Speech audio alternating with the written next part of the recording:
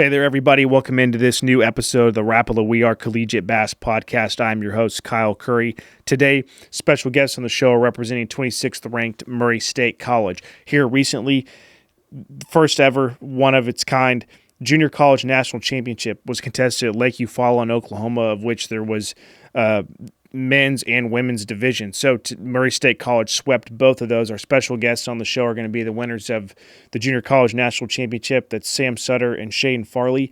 And then the winner of the Junior College Women's National Championship, Pakanli Brock, will be here as well. We'll get it started real quick. Sam, let's just set the scene for this event. It's something that I know your coach there, John Owen, has worked to put together in conjunction with the folks at the TBF and some of the other junior colleges across the nation. Just the magnitude of this and what it means to bring some notoriety and shed light on the junior college bass fishing teams. Kind of talk to that and the significance of this tournament. I mean, yeah, it was a pretty big deal to see something like this get started, and it just never been seen before, and just also bringing it to one of these Oklahoma lakes was really cool for us, and it was just really cool to be a part of and experience at that.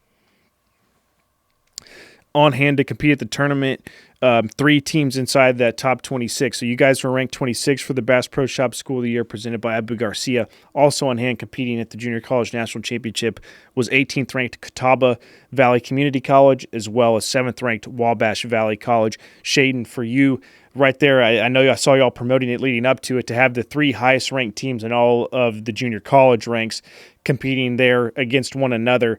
Kind of talk about the significance of that, and also you can kind of piggyback on what I asked Sam as well, just the magnitude of that moment to get y'all all together and have the spotlight on those schools.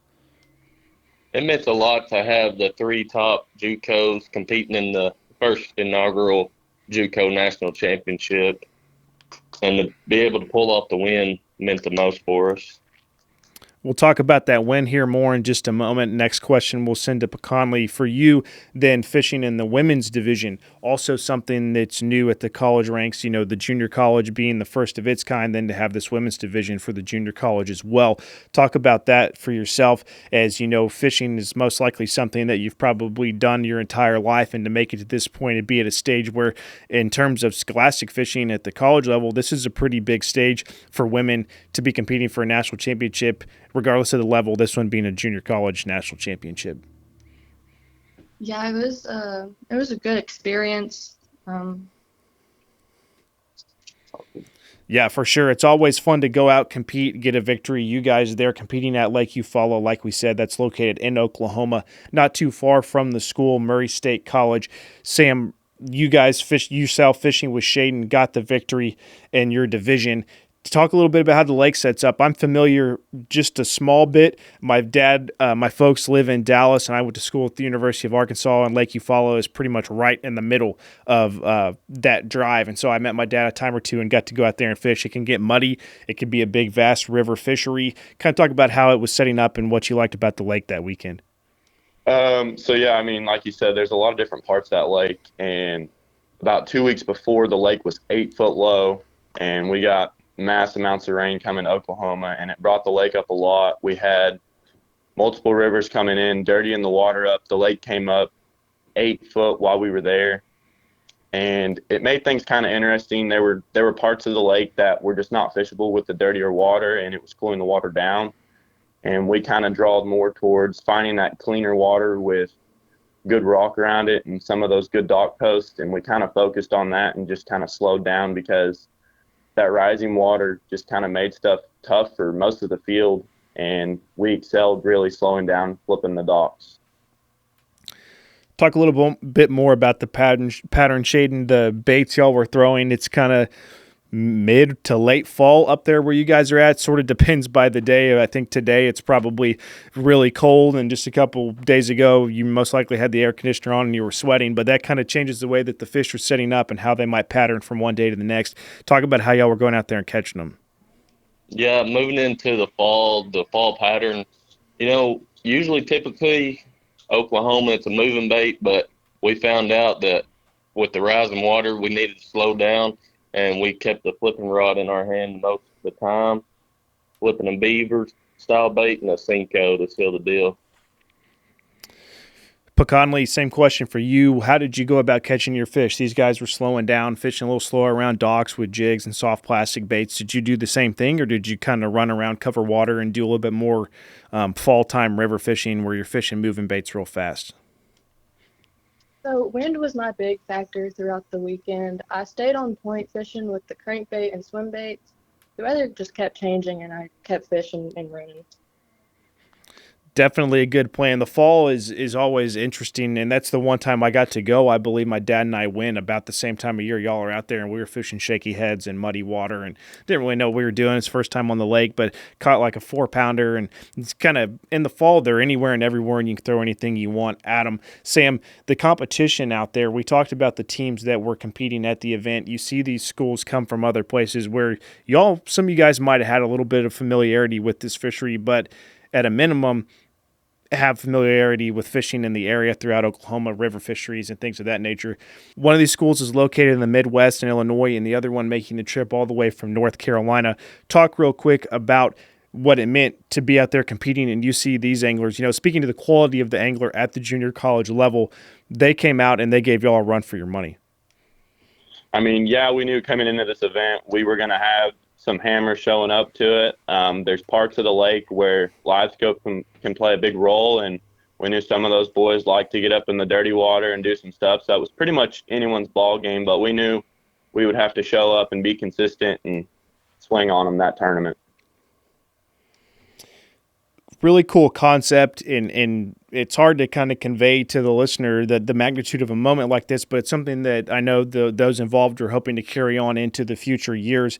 Shaden, the experience for you now that it's removed, you won the tournament, but to kind of look at it and know, like, we're the ACA here with the Association of Collegiate Anglers, we're celebrating our 20th year this season, and we're working on some promotional items here this week, and it has me thinking about it. And you look back and you hear Wade talk about that very first one, and you weren't sure what the turnout was going to be, what the enthusiasm level was going to be, and now 20 years later, it's about just as big as it's ever been, and collegiate fishing is growing, and the Collegiate Bass Fishing Championship presented by Bass Pro Shops was that first Kickstarter event for the Association of Collegiate Anglers. Kind of knowing that, and then y'all here being at the ground level, very first one of this Junior College National Championship, what do you hope this event turns into, and what this means for schools and y'all's classification? Being able to fish the first inaugural JUCO National Championship was just the coolest experience. You come from a school, we're the littlest school in Oklahoma, not many people know of us, and just this hopefully is able to put us on the map, and not just only us, but all the JUCOs around the nation. Hopefully the inaugural turns into a lifelong goal for the JUCO National Championship. Yeah, there's a lot of them out there. They've been around for a long time. I know in talking with y'all's coach, and we're kind of brainstorming what other schools were out there. There's quite a few, and they've been around a while. Some kind of come and go. It depends on the involvement of the staff, administration, and the anglers at that time. But from, Texas to Oklahoma over to Alabama up to, you had a team from Illinois come in. They're out there. And the same goes for female anglers, as Pakanli won the women's division of the Junior College National Championship. Pakanli, kind of put into words for yourself and female anglers at this level. We're asking these guys what it means for junior colleges, just women's fishing in general, separate of the junior college level across the board, being able to get that notoriety, compete exclusively as women. What does that mean for you, and what do you hope that accomplishes for the future? Being the first women national champion is an honor. I'd like to see the women's division keep growing. It was a lot of fun, and I can't wait to get back on the water.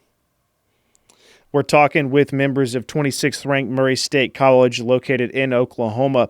Joining us today are Sam Sutter, Shaden Farley, and Pakanli Brock. Let's talk now about the team. Haven't been on the scene real long. I believe this is just the second or third year y'all been competing in major college fishing tournaments. You're hovering around that top 25 mark. Had a team leading after day one of the AFCO Collegiate Bass Open just last month at Lake Darnell for the ACA. Sam, talk a little bit about the team, the group there in Oklahoma, and just kind of give people an introduction to who y'all are.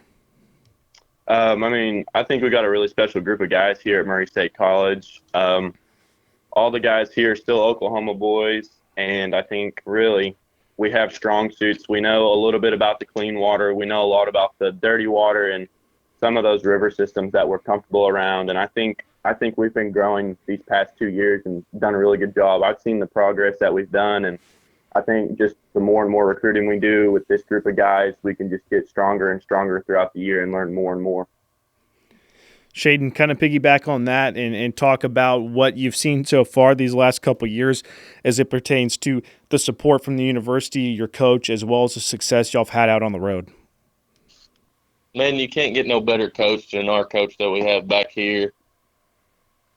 He's a very strong leader, and he helps us get what we need and get all across the country, traveling to Alabama, Tennessee, South Carolina. Being only a second-year school, you would think that we wouldn't be traveling as much as we have, but the school has worked with us really hard, and they've provided for what we needed, and our sponsors do too, big time. Pakanli, yourself, talk about your personal journey to end up there at Murray State College in Oklahoma. Was there a lot of options on the table for you to be able to get to that point? Was this the one place you wanted to attend? Kind of talk about the decision-making process and how you ended up where you're at currently. I originally came to this college to rodeo, and I met the coach. I joined the team and started fishing. Yeah, you hear a lot of that. There's some good crossover throughout the years. As I remember, there was an angler at Bryan College that was on the soccer team. You see different guys. It feels like sport fuels more sport, if that makes any sense. You know, whether they're still competing in college and doing a multi-sport deal, or these guys and gals have backgrounds of playing different sports in high school, being able to keep those competitive juices going and competing at this level, it just kind of fuels that fire more to get out and be on the water and fish against other people at this level. A couple more questions for each of y'all, and then we'll get this wrapped up. Sam, talking about that Bass Pro Shop School of the Year presented by Abu Garcia, you guys are presently ranked 26th. What are you hoping as we go to the second half of this season to accomplish as a team, and maybe what's an end goal, maybe kind of shooting for the stars? Where do y'all want to finish in those rankings by the season's end?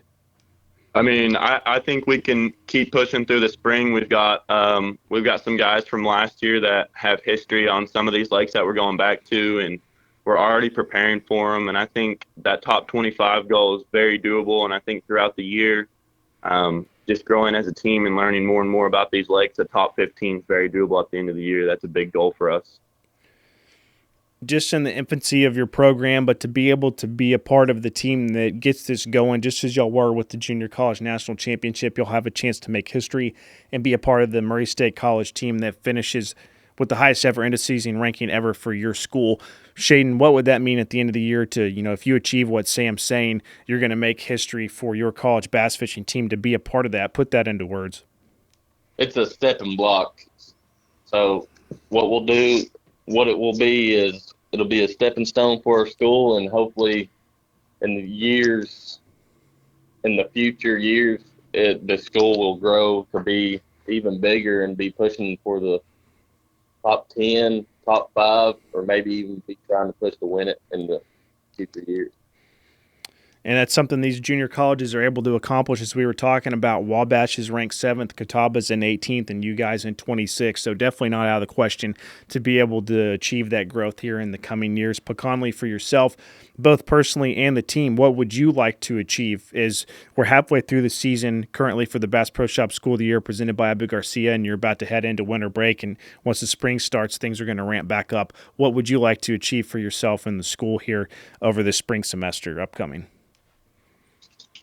I'd definitely like to see the team to keep growing. I'd like to learn more about fishing and the lakes coming up. Yeah, there's always a lot of learning to do, both in the classroom and on the water. That's a big part of being a collegiate angler at this level, something that y'all are achieving at a very high rate right now as we just are about to wrap up our conversation with Sam, Shaden, and Pakanli. Sam and Shaden winning the first ever junior college national championship, and Pakanli winning the first ever junior college women's national championship taking place at Lake Eufaula in Oklahoma. Everyone, thanks for joining us here today. Enjoy the holiday break that's coming up with Thanksgiving as well as Christmas not too far around the corner, and we hope to see you all out on the trail this spring.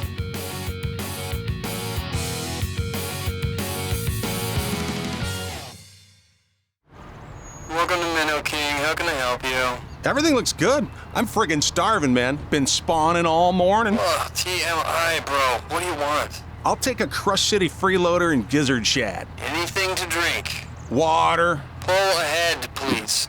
Welcome to Minnow King. We're gonna have what he's had. Yeah, throw me in a Ned BLT, too. Pull ahead, please. Calm down. Quit feeding him so much. Hey, man, I'm trying to, man. If you If you overfeed him, he's gonna hide under a log.